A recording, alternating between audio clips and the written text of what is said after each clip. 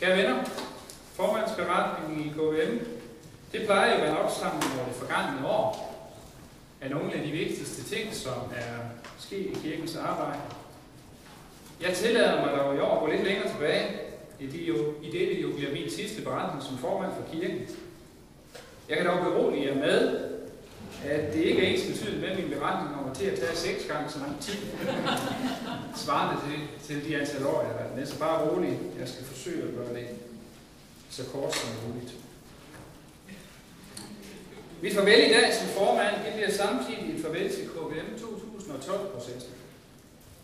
I dag der afsluttes den visionsperiode, som blev igangsat i foråret 2008, ved at cellegrupper og alle øvrige interesserede blev indkaldt over 3 aftener over overskriften "Hvordan tror du på KVM Kirke i 2012?".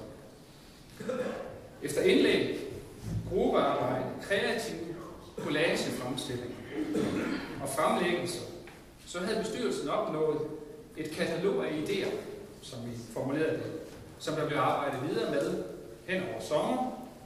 Og efter 2008 var vi nået frem til følgende formulering, som vi jo alle kender så godt. KVM er kirke med blik for hele mennesket, hele familien, byen og verden. Jeg sad og forberedte mig til den her beretning i går aftes, så var jeg lige en tur forbi mit arkiv på computeren, hvor jeg egentlig fandt nogle de her ting, som blev fremstillet på det her tidspunkt. Jeg har lige taget 4 eksempler med, som jeg egentlig synes, vi skal lige prøve at se. Det første billede, som er på skærmen her, det var en gruppe, som synes, at noget af det, der burde kendetegne KVM i 2012, det var vækst og trivsel. Altså simpelthen det her væksthus, hvor livet det vokser ud indefra, så alle og enhver kan se det. Der var en anden gruppe, der snakkede om vigtigheden af, at vi var den delende kirke. Den der kirke, som ikke har nok i sig selv, men også har overskud til at være noget for andre og dele ud af sit overflod. Der var en gruppe, der snakkede om, at det, der skulle kendetegne os, det var, at vi var kirke for hele mennesket med krop, psyke, ånd, men og med korset godt og solidt placeret i centrum. Og så var der en gruppe, som mente, at det, der skulle kendetegne os, det var Guds rige i vækst. At den der barriere, der ligger mellem, at vi har det så hyggeligt og godt inde i vores egne rammer, den skal vi bryde og bryde ud af, så at Guds rige oplever vækst. Ja. Så vidt, så godt. De her ting, som der blev arbejdet med. På en ny samling i efteråret 2008, hvor at alle interesserede cellegrupper, de samledes igen for en snak og en drøftelse om, hvordan det her kunne tage form. Der blev det yderligere præciseret, så at vi ved generalforsamlingen i 2009 kunne præsentere visionen, som den er i dag. Og hvad vil jeg sige med det her? Jo, hvad har vi så lært af det? Jo, vi kan både glædes, og samtidig tager vi lære af erfaringen, som vi har gjort undervejs, og huske på at bruge den fremover. Vi kan glædes over alt det, som ved Guds nåde og menneskers hjælp rent faktisk er lykkedes realiseret.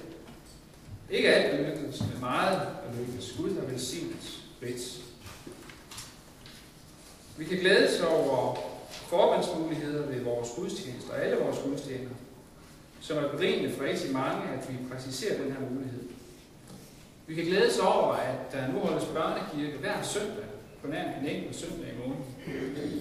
Vi kan glæde os over omsorgsudvalgets arbejde med at praktisere omsorg og socialt fællesskab i kirken i form af kirkefrokostarrangementer en gang per måned, så vi øver os i at se og hilse på hinanden. Vi kan glæde os over, at ombygningen har resulteret i, at der nu rent faktisk er plads til fællesskab i kirken for både store og små. At der er plads til hele mennesket til at sidde og lytte til evangeliet hver søndag.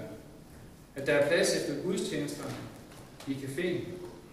Børnekirken har fået sit helt eget mors ark, som de er stærkt i gang med at indtage. Juniorkirken og konfirmanderne er godt på vej ind i de nye grupperum, som dog mangler noget udstyr, før de bliver helt optimale.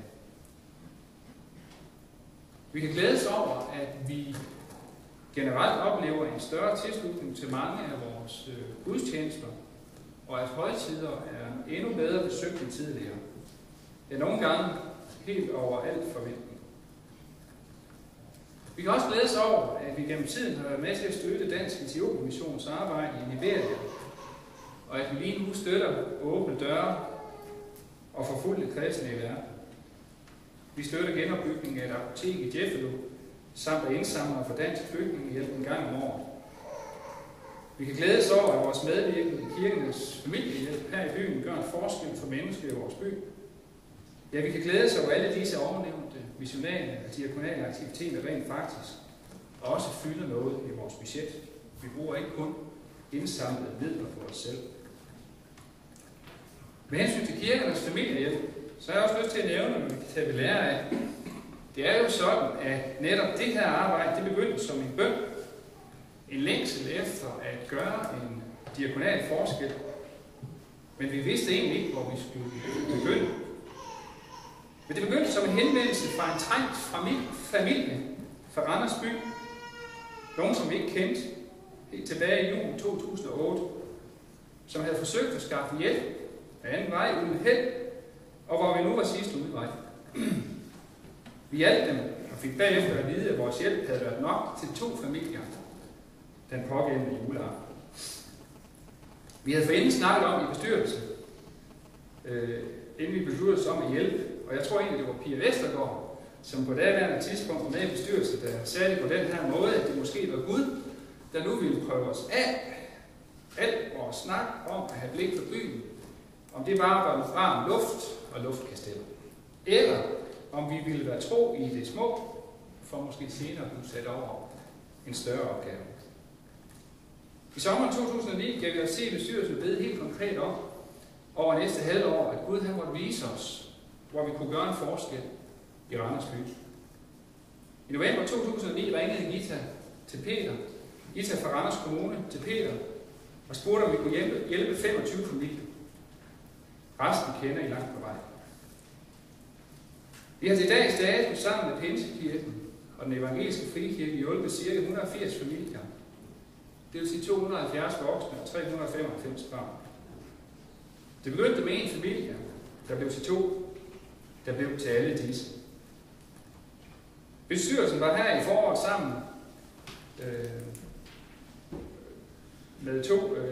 med bestyrelsen fra den evangeliske frikirke og bestyrelsen fra Pinsekirken sammen med bestyrelsen for kirkens familiehjælp. Og det var meget opløftende at mærke deres engagement og høre dem berette om fremtidsplaner. Sidste nyt fra kirkens familiehjælp er, at de er blevet bevilget 150.000 kroner fra en pulje, der hedder PUF under Socialministeriet, som er til frivillige sociale arbejde blandt socialt truede mennesker. Og lige nu går bestyrelsen i kirkens familiehjælp i nogle spændende overvejelser omkring eventuelle småansættelser. Ja, Gud er fantastisk. Guds riges arbejde begynder ofte ved at være tro i det små. Det er et bibelsk princip, som vi skal tage ved lære af og tage med i forbindelse med opstart af andre nye aktiviteter, tror jeg.